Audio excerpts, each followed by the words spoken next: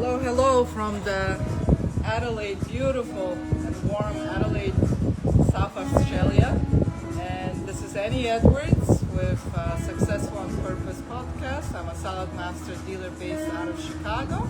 And I have a very, very special guest here with me that I've been chasing for last year, tried to get an interview. So I will let him introduce himself. Go ahead, Ted. Oh, thanks, Annie. It's great to be sitting down with you finally. You have been chasing from Madrid to Queenstown to Barossa Valley, but here we are finally in Adelaide sitting down. It's a great honour and a privilege to be sitting down with you today. Thank you very much. So what's your story, Ben? I interviewed your mom a year ago in New Zealand, and we talked a little bit about the family legacy. But from your perspective, what's your Saladmaster story? Yeah, well, thank you. We're all here because of someone. And for me, that someone was my big brother, Jamie Bowler. So he was a successful entrepreneur in the solar panel industry, and was looking for something that was going to be a bit more sustainable beyond the ebb and flow of government policies. And so he actually went on a worldwide search back in 2011, 15 years ago. I think he was aware of some of the success coming out of the Rhino region, but he went himself, took himself to Texas and contacted Saladmaster. I think he actually had to reach out a few times before they got back to him, but eventually he got through, and Keith set him up, Keith Peterson at the time, set him up with Andrew Fritz. President at that time. At the time, Keith was the president, and he sent him out on a dinner with Andrew Fritz in Dallas one fateful evening, and Jamie saw the presentation. Obviously, Andrew's pretty good, even back then, and you saw the potential, and I think he knew that if it was working, particularly in the UK, that it would work here in Australia. So he brought it to Australia in late 2011. He told Richard Lewis, one of my best friends from high school for many, many years, and myself about it, and we decided to jump in and give it a go. So what did you do before Saladmaster? For the 5 or 6 years before Saladmaster, I was living on the Thai-Burma border, doing development work, something pretty different to direct selling. I know, I heard about your work over We were working with the Hill tribe communities, doing free education, working with migrants coming across from now called Myanmar. And that was an incredible time of our lives. Our 2 kids were born over there in Thailand. And we were doing this development work. It was an adventure. And we had no income. So at that point, when Jamie came along with Saladmaster, it was probably at a good time where a couple of kids started to need to think about how am I going to make this work financially. So certainly Saladmaster came along at the right time, both for Richard and for myself. So what's your success stories with Saladmaster? I know you've been a master dealer for many years, and you were able to promote entire Australia comes out of your dealership. So what's your couple points of your success stories, and how did you develop Australia? Annie, I've always said that there's a lot of providence in Saladmaster. It is ultimately it's a spiritual enterprise, it's a spiritual business, and we were in the right place at the right time. I guess we were the right people with the right product, but we came along at a time when both Richard and I were very hungry. He left his job, 6-figure salary. I had moved my family back from Asia to Melbourne, and we just threw ourselves into it. So it was make or break and burn the boats kind of moment. So we had to make it work, and many people may not know, but for the first year it was a real struggle. And 2012 we were distributors under Jamie's dealership banner, and it was not easy. It took us a time to get going, and we were living off our credit cards. Of course, Jamie supported us enormously. Without his support, we wouldn't have been able to get through those lean times. But it took time to sort of stick it out. But we were grateful for that. In a way, kind of grateful that it wasn't too easy. Even at the time when we were going through those struggles, we sort of knew that, hey, this is going to be a great story one day. So there was confidence and faith and determination and kind of maybe desperation or necessity built into it as well. But we knew we had to make it work, and that was the key. We kept at it. A couple of things then started to happen. Cheryl came along, the sister of Caesar, from Cheryl and Caesar. She lived in Melbourne. She knew about the success in the UK. She came along at the right time. She was a good recruiter. I went to the Rhino Division LCE in January 2013, and I saw 1,000 people in the room at the hotel outside of the airport there, and I could see and feel the spirit of what makes Saladmaster work. Io took me under his wing and showed me a couple of offices and the structure of a successful business, which I brought that piece of paper back and put it up on our boardroom for the next year, just to follow follow what was working in the UK. So eventually it came together in April, I think, of 2013. Ryan Regal actually led a training team.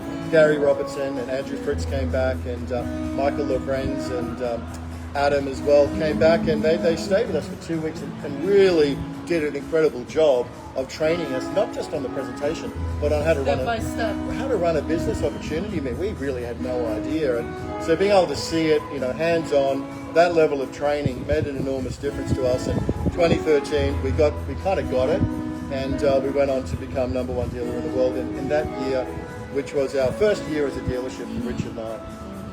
And since then, fast forward till today, 2026 January, as we're sitting here in Adelaide, Southern Australia, we have how many dealerships now total in Australia? In Australia, there's 24 dealerships currently. 24, and still it's growing rapidly. I think for 24 dealerships, the amount of master dealers that we have here concentrated in Australia is amazing. So the opportunity is just vast, and it's just great to see today what it is today. But it took time and took effort, and all this roadblock that you guys had to go through. That's amazing. Yeah, absolutely. We were also blessed with good financing. So from the beginning, and again, thanks to Jamie who had set that up, but we had beautiful, interest-free, high approval rate financing from the beginning, which really obviously helped grow the business. And we've got great people in Australia, Annie. So we've really been fortunate with the quality of people that have come through the business, that have gone on to become dealers themselves, and many of them, as you said, are Millionaire Club now, guest master dealers, master dealers. We got a really great group here in Australia, and it's growing. It's growing. We can have twice as many dealers as we have today, and so we're super excited about it. Now working with Claire Duke, our country managing director, and Terry White, our senior vice president, and all of the support from the corporate to grow the region and develop it, over the years to come. I mean, every country has its own specific cultural, economic, socio-economic situation. So starting a new country is not easy, and it takes time and effort and really persistent, belief in your own team and yourself that you can get through it. Yes. Yeah, for sure. I mean, Richard and I, in those early days, we did have people laughing at us. You were talking about that like earlier me, today. Yeah. $5,000 worth of cookware. You guys got to be kidding. No one's going to ever buy that. So we definitely went through those challenges, and even Richard's mum was kind of like saying to Richard, "This is never going to work. Everybody's already joined Thermomix. You're too late." So we definitely had challenges there for sure, but we had a lot of things going our way as well. We had great support, and we had some good access to the business tools to make it work. And again, credit to the global Saladmaster family, from who we learned and who we developed. And Australia's a good market, so we've definitely been very fortunate, very blessed. So you and Richard, till today, you guys are still partners. You still run your business together. So what do you think the main attributes between you and Richard? What was the main? Just give me 3 things that made you who you are today and made you this successful in this business. What do you think contributed? Like 3 things. Well, we're very dear friends. I mean, that's obviously part of it, but that's no guarantee for success, as we know. Funnily enough, and it might sound a little bit left field, but Richard and I share very much a strong sense of humor. And so, when even through the challenges and the difficulties, and there are many of them, we're able to find the kind of the fun side of it. But look, he's been amazing in his work ethic. I have skills and attributes maybe that Richard doesn't have, and he definitely has skills and attributes that I don't have. So it's been complementary in that sense. It's a good combination. Yeah, it's kind of a good combination. Providential, I'd say, once again, and definitely something that has worked very well, greater than the sum of its parts. I couldn't have done it, what we achieved without Richard, absolutely 100%, and I think he'd probably say the same thing. I think so too. I think it's very important to be so positive and really, have that positive attitude and ability to have fun in the same time at the process. And no matter how difficult it is, you have to have fun, Yeah, but particularly through the good times, having fun is a little easier, but through the challenges, being able to enjoy it and be grateful for the moment, and even to be grateful for the challenges themselves and to embrace them. I think sometimes we're always trying to run away from pain and run away from difficulties. But if we're able to meet them and be with them and still be okay in the midst of them, then we've got a good chance to weather the storm and come out the other side. Nice. So if somebody may be thinking about joining Saladmaster, or even thinking current consultants that may be thinking about becoming a dealer, what would you tell them? I think the one thing that strikes me as perhaps the most extraordinary thing after 80 years of Saladmaster is that it's an intergenerational business. You know, we were talking a little bit earlier about the Gen Zs now starting to come through the ranks.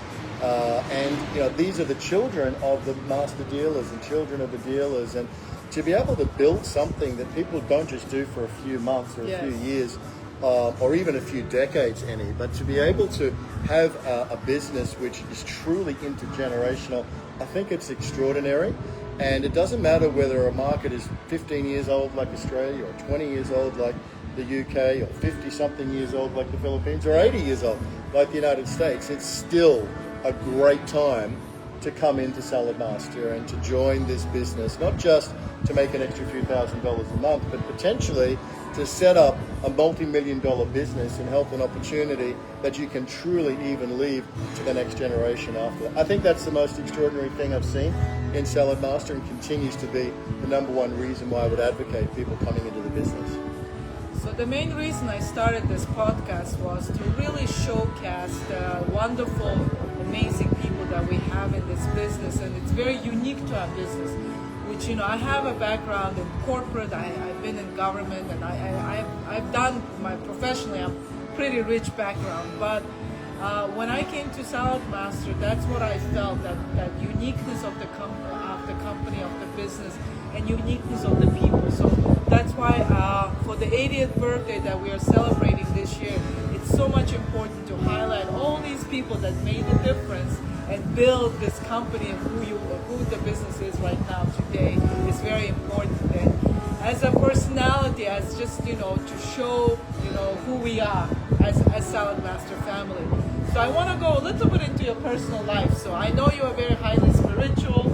I know you do a lot of other charity work and other work around beside Saladmaster, you know. So can you tell me a little bit about that, what you do, you know, what kind of organizations you're involved with, and what do you do on your spare time besides Saladmaster? Well, I grew up, Annie, with the privileged access to the Indigenous community in Australia through my father's work, and we travelled a lot, even when I was as little as 12, going and living up on the Tibetan plateau for 3 months. And I was always fascinated. This is 1985, when there was hardly any European white people up there. Absolutely fascinated by the diversity of cultures in the world, and particularly the different spiritual traditions in the world. So I've had a very blessed journey of immersions into Buddhism and Islam and Sufism and Rastafarianism and the spiritualities of India and indigenous wisdom spiritualities, of course Christianity, and so many. So for me, I just see the unity of the human family, and you know, within all of its beautiful diversity, to see that glorious unity that we, even when we don't realize it, even when we don't recognize it, the fact that we actually are one human family, connected on this one beautiful planet. And that's the wisdom that Indigenous people have been saying for 30, 40, 50,000 years, and comes through. We've been talking about all the different cultures, the shamanic cultures of Mongolia. I'd love to get to one day. I know Richard wants to go there too as well. But it's just a smorgasbord of wisdom and inspiration and value, and I just love it. So, you know, what's interesting about Saladmaster is that it's very consistent with that. There's a coherence with our intercultural global family of Saladmaster, all different communities, all different cultures coming together, and I love that. And it's interesting, we've got some music in the background there, but music is really a great tool to bring people together. So through Unity Earth over these last 15 years, which is a platform I helped to create, we do spiritual immersion events, we do musical festivals, we do healing in sacred places, we do pilgrimages, we do a whole bunch of different stuff. And really, it's been Saladmaster that's empowered me to be able to do that work over the last 10, 15 years. So thank you, Saladmaster, because through the business opportunity, I've been able to live a missional life, or a vocational life, which gives me a lot of joy and has also touched many people as well. To give back to whatever, you know, blessings you received in this lifetime. I think that's what's also important. You know, a lot of people don't feel that sense of purpose in their life. All they know is just the job, you know, homework and homework. So I think to have that higher calling and be able to do through that higher calling and a comfortable position that you are in through this business opportunity is very important. So you are willing to give whatever is, you know, overflowing in your life, you know, you're willing to give to the community and the rest of the people in the world. I know your organization is worldwide, and you do travel extensively with that organization. Any exciting projects that you're working on right now? Well, we have a trip coming up to Ladakh, actually, in northern India. Ladakh is in the Himalayas. It's in India, but it's right again on the border of Nepal. And it's the origin of Tibetan Buddhism. So the caves and the monasteries up there are some of the most sacred places in anywhere in Asia, actually. So going up there, I think the Dalai Lama is going to be there at the same time. This is in July, and it's a men's program. So we're focusing on, you know, sometimes we look around the world now, and the men need a little bit of help, a little bit of support. So this is a men's program to go there to explore that sacred part of the world, but also the history and the legacy of Tibetan Buddhism, which is amazing. I'm really excited about that. Because I went to Nepal at least 10 years ago now, and we went to the place called Lumbino. It's Lumbino, that's where they say the birthplace of Buddha. Yeah. And they have beautiful temples from each country, like German, like Thailand, and you know, all these countries built their own temples. And it's a beautiful space, and there is a spot where, you know, they say that's where the Buddha was born. And that place at that time, I don't know if I was spiritually ready to receive the message in that spot, but looking back today, you know, it was a very, very, you know, special places. And I think the God, universe, whatever you call it, you know, has a way to take you to certain places, has a certain way for you to meet certain people in your life to reach that purpose, to reach that your spiritual highest level, whatever you came to do in this lifetime. So I think that was one of the journeys that also, you know, shaped who I am today, you know, because looking back now, at that time I may not have realized it, but looking back at it today, you know, I know, you know, those things happen on purpose. You know, there's certain places and people you have to meet, So what was in your life, what was your maybe turning point in your certain life stages that you lived so far? What was your turning point and how it shaped your life today? Well, I mean, there's been a lot. So trying to pinpoint one, I think, is definitely a challenge. But look, I just really want to agree very strongly with what you said about the power of place and going to certain places, sacred places. Everywhere's sacred ultimately, but some places have been revered and venerated so deeply and so profoundly by communities for so long that they do carry a certain energy. And you know, we got to go to bring a group to Sarnath near Varanasi in India, which is another one of the 4 pilgrimage sites of Buddhism, and it was the location of Buddha's first sermon. And again, you have all the temples, all the different Buddhist traditions coming there, and it's a very powerful place. I took Liam, my son, there, who's 9 years old. We had our musicians, we had all of our intercultural community, and that was amazing. I got to say, one of the most extraordinary things I've ever been involved in, though, Annie, was a pilgrimage to the Holy Land in 2020. So we took 100 delegates through Jordan, Palestine, and Israel to the holy sites of Christianity, Judaism, and Islam, and it was for the baptism site of Jesus, obviously to Jerusalem and the Wall, all of those stories. We went up to Galilee. The Mount of Temptation, which is in what you call modern day Palestine today. It's such an incredible part of the world, and the history there, you can't help but feel it. You can't help but be moved by it and changed by it. Nice. I would say the Holy Land probably has to be the most extraordinary journey we've had so far. Nice. You have children right now, and what kind of legacy, what kind of message would you like to relate to your children to continue this legacy of you know, living with purpose, helping other people, living in the spiritual world, you know, having that extraordinary life shared with other people and spread the goodness in this world, Yeah, beautiful. So, I mean, obviously everyone's unique and everyone's different, and you know, my journey hasn't been the same as my mum or my dad's exactly, but I've got a lot from them both. And you've interviewed your mum on this wonderful podcast, of course. I'm back in Queenstown. So we get so much from our heritage. I would hope for the children that they find their own calling, that they find their own inner voice, which leads them into their opportunities of what their potentials for services may be in the world. God knows the world needs a lot of help, and that's true today, and that'll be true for, I think, the foreseeable future. So my hope for them would be that they listen not just to society, not just to culture as it is today, but to that deep inner voice inside themselves that knows the way that they can go forward and say yes to and live that great adventure of saying yes to the unknown mystery inside.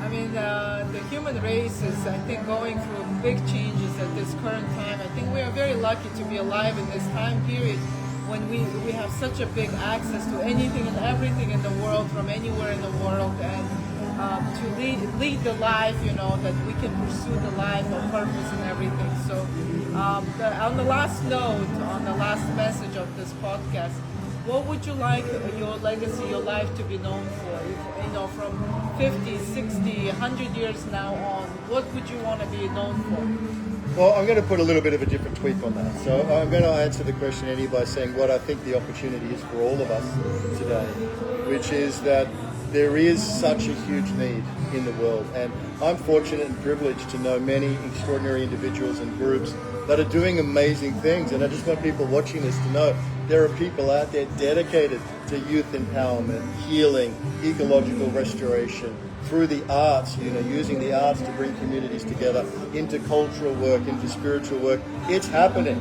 It's happening. And even though you might not see it on the daily news or on the nightly news, it's out there. So we've got an opportunity with Saladmaster to empower lives, to change lives, to bring families back together around the table, but also to help people achieve a financial empowerment, which can then allow them and enable them to do their mission and their work in the world. I think that's incredible. I think that's extraordinary. It is very important. And I'd love to see more of us doing it. Thank you very much again, Ben, for your time, and really appreciate the message that you're trying to convey through your, I've been already in a couple of your events, and I can see through, how much, what a wonderful work you've been doing here in Australia and Southeast Asia. And it's extraordinary. It's really extraordinary, and how people are empowered to live their life of purpose. And with the vehicle that we have, the Saladmaster is basically the vehicle that allows us to do that and gives us that freedom of movement, freedom of choice, freedom of, doing whatever we want through our business too. And Mongolians, we like things like bowls and things that look up. Yes. And when we go to like weddings, to parties and stuff like that, we usually gift stuff like that. And when I joined Saladmaster, and cookware is looking up. It's stuff that looks up. So my mom was a great cook, and everybody and anybody that came to our family dinners, they loved her food and her hospitality, and she was a great entertainer and hosted so many people throughout her life. And I wasn't a very good cook when I came to Saladmaster, but I feel like I'm continuing the legacy of my mom. That through food, I reach so many people and spread so much goodness in my community. And sharing the food with all these different people, I was able to connect with so many people I would have never connected if I wasn't doing this business. I met so many good friends. I made so many new connections, new networks around the world through this business, which is I'm very thankful. And I think that's when every time people ask me, what keeps you going, why I keep doing this Saladmaster thing, and this is it, that the ability to share a good food and bring that change into our community and spreading the wellness and good health and all these positive messages into the community. I think it's very, very important. So last word, one more last thing. Well, I love that. I love that about the bowls. And I think our surname comes from people who used to make bowls in Ireland. So there you go. There's a nice connection there. But let's keep looking up. Let's keep looking up. It's the 80th anniversary year. The world's in a lot of strife. But I think if we can continue to keep looking up and keep looking in and keep looking up, then the sun will keep shining and we'll keep finding a way to a better world, better families, better communities, and better business as well, which is a part of that whole opportunity of becoming Annie. So thank you. Thank you for that beautiful visual to keep looking up. Thank you for your podcast. And it's been an honor to sit down with you today in Adelaide. Thank you very much. very much again. We'll see you next time somewhere in the world. Hopefully, Milwaukee, Chicago. Yeah. Milwaukee, here we In go. Chicago and Milwaukee this coming August, we will be celebrating with our global family of Saladmaster. Thousands of people coming in from all around the world to celebrate the 80th anniversary, 80th birthday of our wonderful Saladmaster family brand that we have. So we want to see you all there. So well, until next time. Thank you. Thank you, Annie.